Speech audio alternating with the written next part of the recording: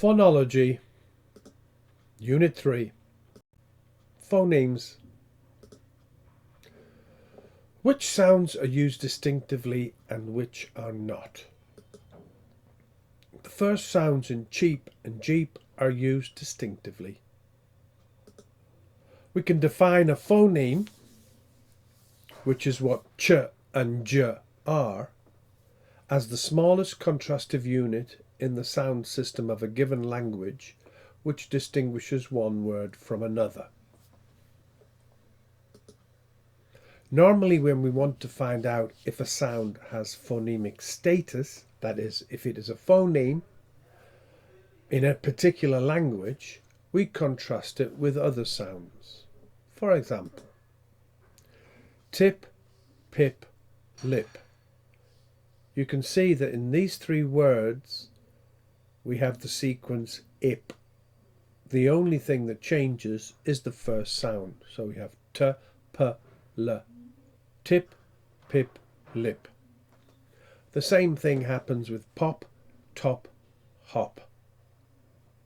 So each of these sounds, these initial sounds, is a phoneme, because if you change one for another, you have a different word. More examples: pool, tool, fool, and pale, tail, fail. Thus we use a series of minimal pairs, that is, words that vary in only one speech sound, to carry out a commutation test. That's the test above: tip, pip, lip, pop, top, hop, pool, tool, fool, pale, tail, fail. In this way, we can find out which sounds are phonemes in any particular language, in this case English. But of course, this can be done with Spanish, Valencian, or any other language. Allophones. The different realizations of phonemes are called allophones. When we say realizations, we mean the way they are pronounced in actual fact. We'll see some examples. Allophones are written between brackets. Car is the transcription of the normal realization of the word car. Notice there is a superscript H. That is, in this type of transcription there is more detail. A phoneme will be realized differently depending on its phonetic context. That is, what sounds precede and follow it, if it appears at the beginning or end of a syllable, or before or after a pause. Let's see some really good examples. Number 1, tor. Here the t phoneme is realized as an aspirated voiceless alveolar stop.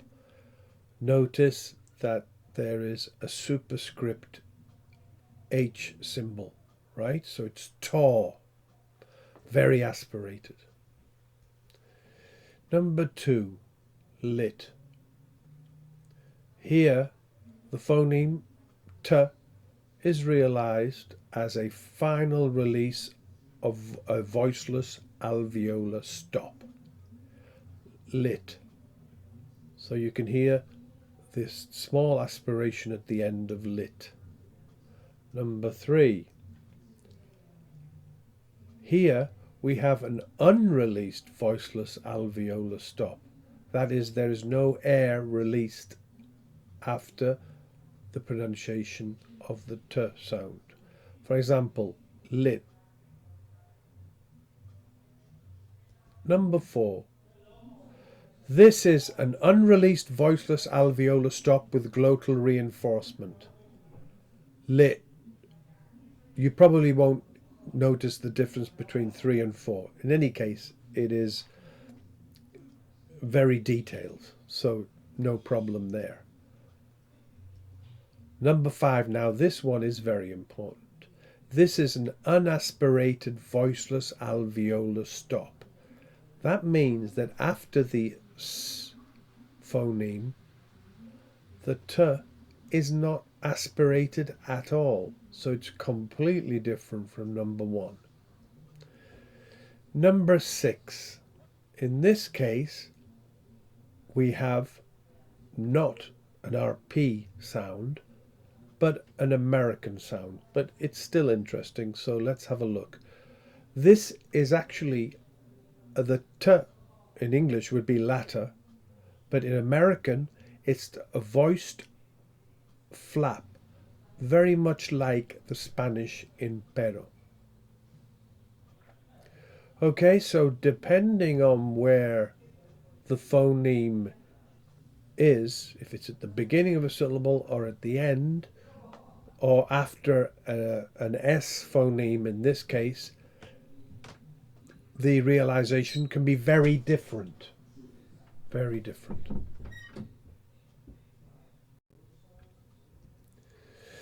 In the case of voiced consonants, each has at least 2 allophones corresponding to fully voiced and devoiced realizations, which depend on the phonetic context.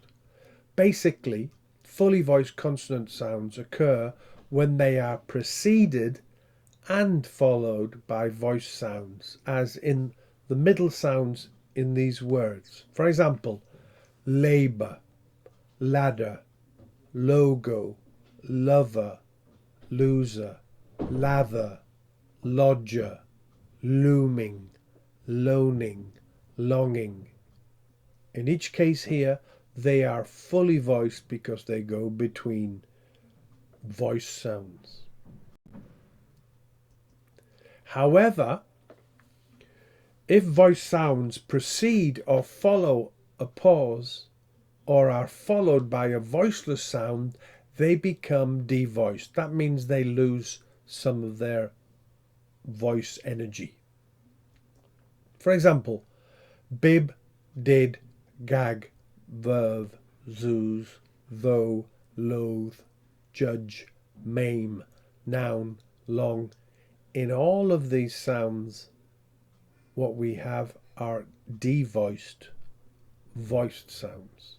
So they are voiced sounds, but they have lost a little bit of voice, and we call them devoiced. That's because they go after a pause, as the b in bib, or before a pause, as the b, the final b in bib.